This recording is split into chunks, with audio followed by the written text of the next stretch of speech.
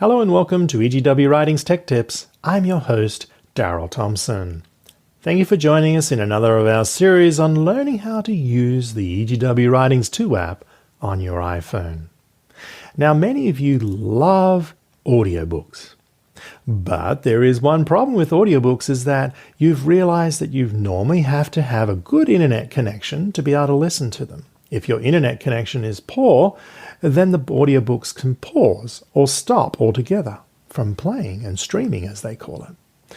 Well, we do have a solution for you, and that is that you can download the audiobook, chapter by chapter or the whole book, to the device to listen to it when you're offline.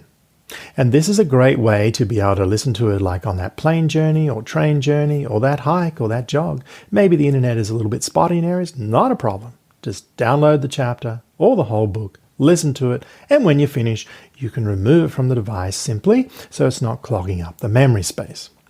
And you can also download the book while you are on Wi-Fi because, then you don't have to pay for data if you do not have unlimited data. So all those advantages we have built into the EGW Writings 2 app on your iPhone. Now I'm going to demonstrate to you right now how you download the audiobook. So you can see in front of me here, I have the home screen open, and down here I have audiobooks. Just open up the audiobook, open up the language that you wish to download the audiobook for. You can see that we have 228 audiobooks in English. And you can see we have 7 in German, 104 in Spanish, 6 in French, 9 in Italian, 1 in Creole, 100 in Portuguese, 7 in Romanian, and 13 in Russian, and all the way down to 15 there in Chinese. But I'm going to open up the English one here. And when I open it up, I might want to go to the Desire of Ages. I might want to listen to it. So I'm going to open up Desire of Ages. Now, when you open it up, you can see in the top right-hand corner the little download arrow.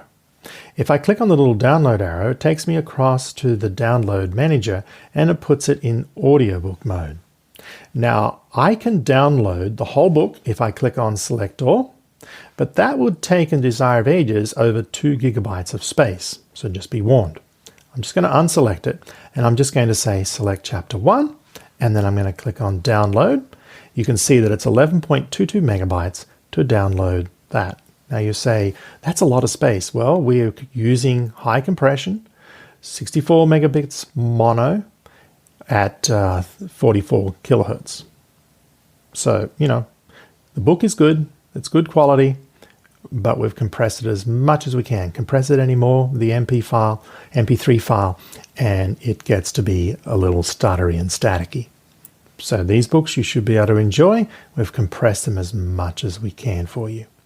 Once the book is downloaded, you can just tap on it if you wish to delete it after you've listened to it, and you can click delete, and now the book is deleted, and that's saved the space. So that's how you download an audiobook for the EGW Writings 2 app on your iPhone to be able to listen to it where you do not have an internet connection, or if you don't want to use, say, your internet data while you're out walking or driving or cruising on a plane, because that can be rather expensive to use data in that place. But, you can download the book to the device and use it offline. All right, so that's another tech tip on downloading audiobooks to the EGW Writings 2 app. Thank you for joining us now. Have a nice day.